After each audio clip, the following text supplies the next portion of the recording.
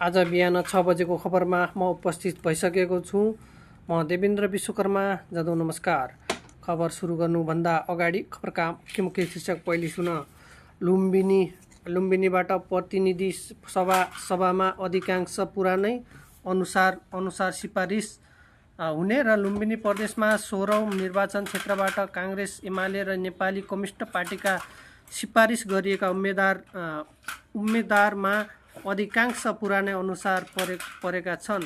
निर्वाचनमा युवालाई अवसर दिनुपर्ने र माग बढिरहेका बेला क्षेत्रीय र प्रदेशबाट मुख्य दलले पटक यसअघि उम्मेदवार भइसकेकालाई व्यक्तिलाई नै सिफारिस गरेको हुन् भन्ने खबर हामीलाई प्राप्त भएको छ।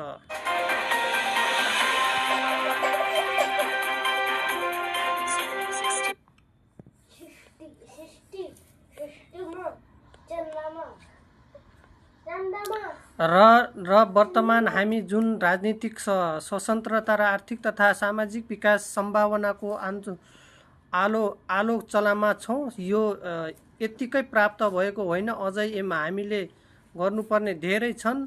यसअघि मात्र हामीले प्राप्त गरेको स्वतन्त्रता र मान्छे भएर बाँच्न पाउने आधार सजिलै बनेको छ भन्ने विषयको टिप्पणी गरेको छ भन्ने खबर हामीलाई प्राप्त भएको छ।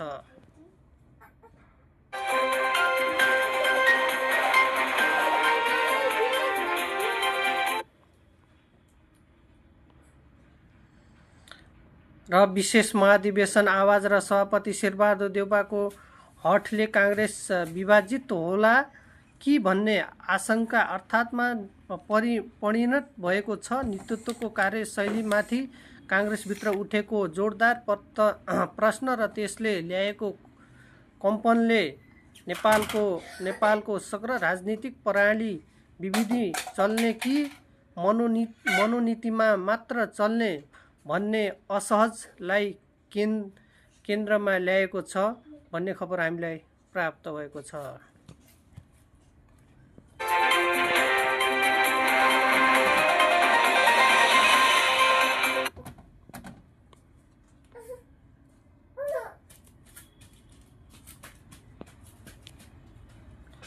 र दैलेखमा भेटिएको ग्यासको उत्पादन र विवरण कहिले आउँछ, जनताहरूलाई कहिले ग्यास पुग्छ र घरघरमा नेपालमै उत्पादन गरेको ग्यासले कहिले सहज पुग्छ भन्ने विषयमा दैलेखको भैरवी गाउँपालिका 1 मा भेटिएको प्राकृतिक ग्यासको नमुनाको विस्तार प्रतिनिधि रिपोर्ट डिसेम्बर आइसकेको भएको छ र उद्योग वाणिज्य तथा आपूर्ति मन्त्रालयका सचिव एवं प्रवक्ता जितेन्द्र बस्नेतले पहिलो चरणमा डिलिङ गरेर निकालिएको नमुना चिनिया प्राविधिकहरूले लिएर गएको बताउँदै परीक्षणको रिपोर्ट नआएपछि मात्रै दोस्रो चरणको काम सुरु हुने भन्ने हामीलाई खबर प्राप्त गरेका छन्।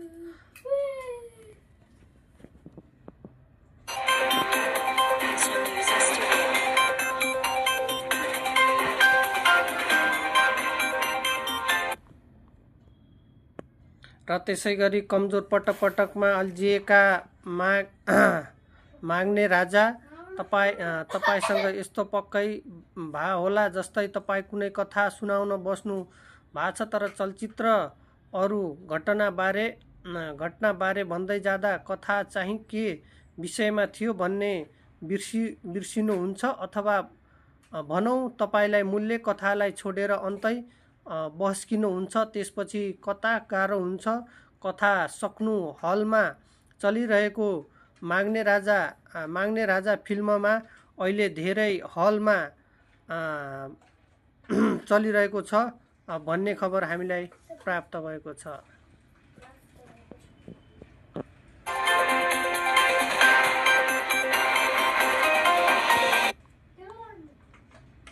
र के तपाईँलाई थाहा छ काठमाडौँ उपत्यकामा कति कलेज सटिङ क्यामेरा सीसीटिभी क्यामेरा छैन? काठमाडौँ उपत्यका प्रहरी कार्यालय रानीपोखरीका अनुसार अहिले प्रहरीले 5579 79 सीसीटिभी क्यामेरा मार्फत उपत्यकामा हुने गतिविधिको निगरानी गरिएको छ भन्ने खबर हामीलाई प्राप्त भएको छ।